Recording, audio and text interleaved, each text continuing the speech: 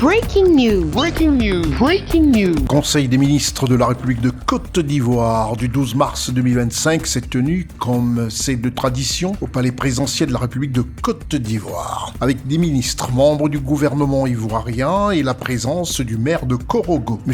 Lassina Ouattara. Après des petits entretiens et en aparté de l'arrivée du Premier ministre, conjointement avec son Excellence le vice-président de la République, M. Temoko Meletkone, augure celle de son Excellence M.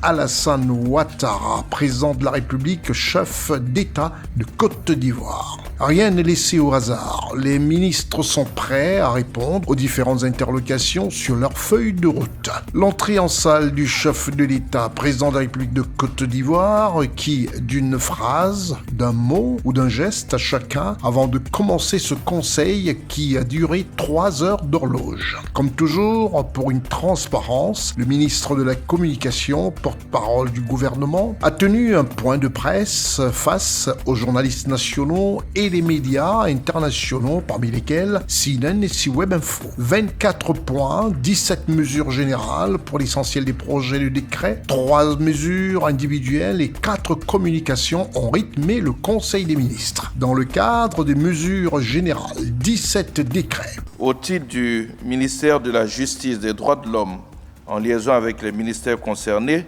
le Conseil a adopté un décret portant création, attribution, organisation et fonctionnement de l'École nationale de formation des personnels pénitentiaires, en abrégé ENAFOP, une structure de formation professionnelle créée sous la forme d'un établissement public national à caractère administratif entièrement autonome et indépendante de l'Institut national de formation judiciaire. Au titre du ministère des Finances et du Budget, le Conseil a adopté un décret modifiant le décret du 15 décembre 2021 portant attribution, composition et fonctionnement des cellules de passation des marchés publics. Au titre du ministère des Affaires étrangères, de l'intégration africaine et des Ivoiriens de l'extérieur, en liaison avec les ministères concernés, le Conseil a adopté 3 décrets. Le premier décret porte ratification de l'accord de prêt conclu le 28 novembre 2024 entre le Fonds d'Abu Dhabi pour le développement, ADFD, et la République de Côte d'Ivoire d'un montant total de 183 650 000 AED des Émirats arabes, soit environ 31 259 152 000 francs CFA en vue du financement de la première phase du programme de construction de 25 000 logements sociaux à Abidjan. Le deuxième décret adopté par le Conseil est relatif à la ratification du contrat de prêt conclu le 17 décembre 2024 entre la KfW et la République de Côte d'Ivoire d'un montant total de 60 millions d'euros, soit 39 359 420 000 en vue du financement du programme énergie renouvelable et efficacité énergétique, constituant donc la construction de la ligne dénommée dorsale de l'Est. Le troisième décret est, quant à lui, relatif à la ratification du contrat de prêt et d'exécution d'un montant total de 25 millions d'euros, soit 16 398 925 000 francs CFA, conclu le 20 décembre 2024 entre encore la KfW et la République de Côte d'Ivoire en vue du financement de la Société de garantie des crédits à l'appui des PME ivoiriennes. Au titre du ministère de la Construction, du Logement et de l'Urbanisme, en liaison avec les ministères concernés, le Conseil a adopté 2 décrets. Le premier portant déclaration d'utilité publique de la parcelle de terrain formant le lot numéro 2 de l'îlot 1 du lotissement dénommé Lycée technique résidentiel Nord, objet du titre foncier 209.218 de la circonscription foncière de Cocody à Abidjan. Le deuxième décret, adopté par le Conseil, est relatif à la déclaration d'utilité publique des parcelles affectées à l'extension de la centrale solaire de 50 MW crête et aux infrastructures associées situées à Benguebougou dans le département de Korogo. Au titre du ministère du Patrimoine, du portefeuille de l'État et des entreprises publiques, en liaison avec les ministères concernés, le Conseil a adopté un décret portant transfert d'actifs de l'État à la société d'État dénommée Port autonome de San Pedro, en abrégé PASP. Au titre du ministère des Ressources animales et halieutiques, en liaison avec les ministères concernés, le Conseil a adopté 5 décrets portant reconnaissance chacun d'une organisation interprofessionnelle agricole, respectivement de la filière aquacole, de la filière pêche, de la filière des gros ruminants, de la filière des petits ruminants et de la filière porcine.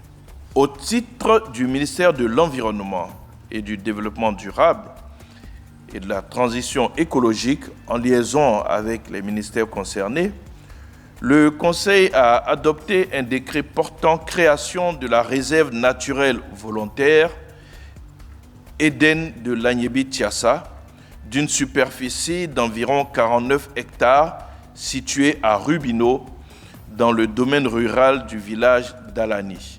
Au titre du ministère de la Transition numérique et de la digitalisation, en liaison avec les ministères concernés, le Conseil a adopté un décret fixant les attributions, l'organisation et le fonctionnement du comité de labellisation des startups numériques. Au titre du ministère du Commerce et de l'Industrie, en liaison avec les ministères concernés, le Conseil a adopté un décret portant suspension pour une période de 10 ans de l'exportation des déchets et débris de batteries accumulateurs au plomb usagé. Au titre du ministère de l'Emploi et de la Protection sociale, en liaison avec les ministères concernés, le Conseil a adopté un décret fixant les modalités de recouvrement des cotisations dues au titre du régime général de base de la couverture maladie universelle par les personnes redevables de la taxe communale de l'entrepreneuriat. 3 décrets ont été adoptés, s'agissant des mesures individuelles. Au titre du ministère des Affaires étrangères, de l'intégration africaine et des Ivoiriens de l'extérieur, le Conseil a adopté un décret portant nomination de M. Bogi Eric Yapo en qualité de consul général de la République de Côte d'Ivoire à Gansu, en Chine.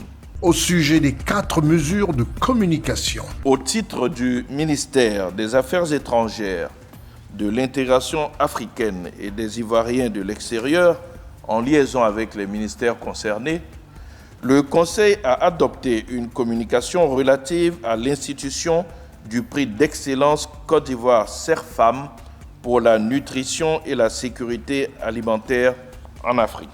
Au titre du ministère de la Santé, de l'Hygiène publique et de la couverture maladie universelle, en liaison avec les ministères concernés, le Conseil a adopté une communication relative à la participation de la Côte d'Ivoire au sommet Nutrition for Growth les 27 et 28 mars 2025 à Paris. Au titre du ministère des Eaux et Forêts, en liaison avec les ministères concernés, le Conseil a adopté une communication relative à la situation de la SODEFOR et aux recommandations en vue de sa restructuration.